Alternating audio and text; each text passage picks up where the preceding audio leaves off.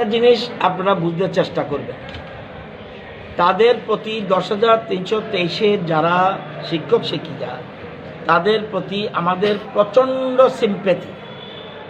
আমাদের মুখ্যমন্ত্রী পরিষ্কারভাবে বলেছে, আমরা যে পোস্ট ক্রিয়েট করেছি এর মধ্যে অ্যাডভার্টাইজমেন্ট দেওয়া হয়েছে group C and group D, এবং সেখানে 5,000-এর উপর প্লাস আরও শিক্ষকের 4,000, তো এখানে 9,000-এর মতো।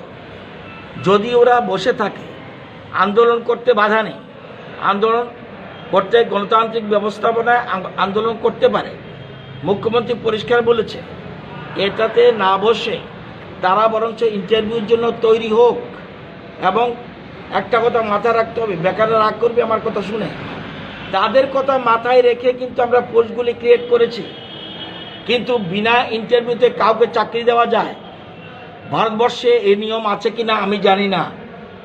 ভারতবর্ষে কোথাও সবাই যদি বলে আমি আইন মানবো না, কিচ্ছু মানবো না, আমাকে ইন্টারভিউ ছাড়া চাকরি দিতে হবে, এটা কি কোনো সরকার পারবে? আজকে আমরা ক্ষমতায় রয়েছি, কালকে আরেকটা ক্ষমতা থাকতে পারে। কোনো যদি রাজনৈতিক দল বলে ইয়েস ইন্টারভিউ ছাড়া চাকরি দিয়ে দাও, তাহলে তো আমি বলবো এটা অসাংবিধানিক এবং বেআইনি, যেটা কোনো মতে কেউ মেনে নেবে না। এবং সেজন্য তাদের কথা আমাদের আউটসোর্সিংয়ের চিন্তা করেছিলাম, কিন্তু তারপরেও যেহেতু সরকারি চাকরির কথা উঠেছে সেজন্য আমরা এই পোস্ট ক্রিয়েট করেছি।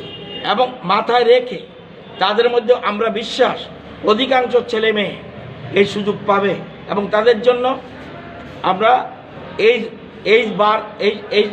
এইজ রিল্যাক্সেশন করে দিয়েছি, যাতে 23 পর্যন্ত যে কোনো পরীক্ষা তারা অংশগ্রহণ করুক সুযোগ পাবে। এবং তাদের কথা মাথায় রেখে কিন্তু পোস্ট, এর বেশি কিছু আমি খোলাসা করে বলবো না।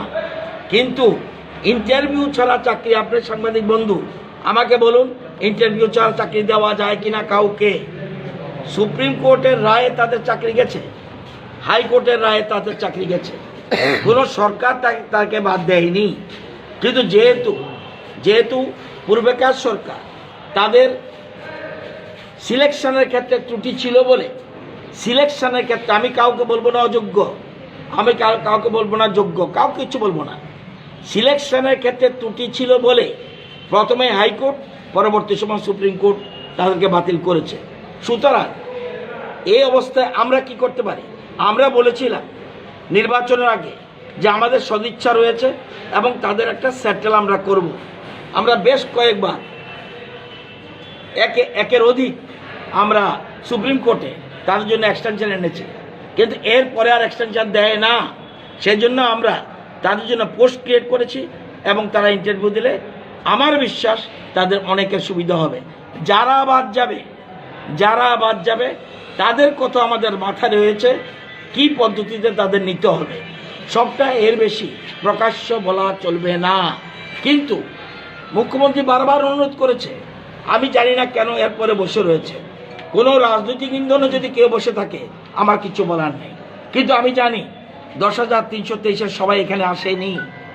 তাহলে বুঝতে হবে একটা জিনিস, কোনো রাজনৈতিক ইন্ধন রয়েছে।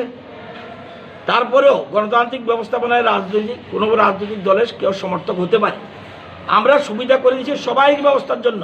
যদি এখানে বাদ যায়, এবং ওরা যখন মিট করেছিল মুখ্যমন্ত্রীর সাথে, ওরা বলেছে মুখ্যমন্ত্রীর সাথে কথা বলে আমরা খুশি, এবং সেই খুশি, তাহলে যদি খুশি হয়ে থাকে মুখ্যমন্ত্রী এই কথা, এরপরেই তো 3-4টা অর্গানাইজেশন রয়েছে, সবার সাথে কথা বলে পরবর্তী সময় পোস্ট ক্রিয়েট করে দিয়েছে, অ্যাডভার্টাইজমেন্ট যুদ্ধ হয়ে গেছে, এবং সবাই নাম, অনেকের মধ্যে 10,323-এর মধ্যে অনেক কিন্তু নাম জমা দেওয়া শুরু করে দিচ্ছে এবং প্রিপারেশান নিচ্ছে। সুতরাং যদি এরা না আসে, ইন্টারভিউতে না বসে, তাহলে তাদের চাকরি কিভাবে দেবে আমি অন্তত জানি না। আমি অ্যাপিল করব করজোরে রাজনৈতিক দলগুলির প্রতি, তাদের প্রতি আমাদের সিম্পেথি রয়েছে, আপনারা সহযোগিতা করুন, এবং নিয়ম অনুযায়ী গণতান্ত্রিক ব্যবস্থা, আইন সংবিধান মেনে যাতে ইন্টারভিউ আমরা নিতে পারি, সেই ইন্টারভিউতে বসলে কিছু একটা গতি হবে। যদি কেউ বাদ যায় তাদের কথা আমাদের মাথায় রয়েছে। আমি অনুরোধ করব আপনাদের মাধ্যমে তারা এই আন্দোলন থেকে বিরত থাকুন। এখন এরপরে যদি কেউ আন্দোলন করে আমি বলার কিচ্ছু নেই, এটা তার ইচ্ছার উপর, কারণ গণতান্ত্রিক অধিকার সবাই রয়েছে।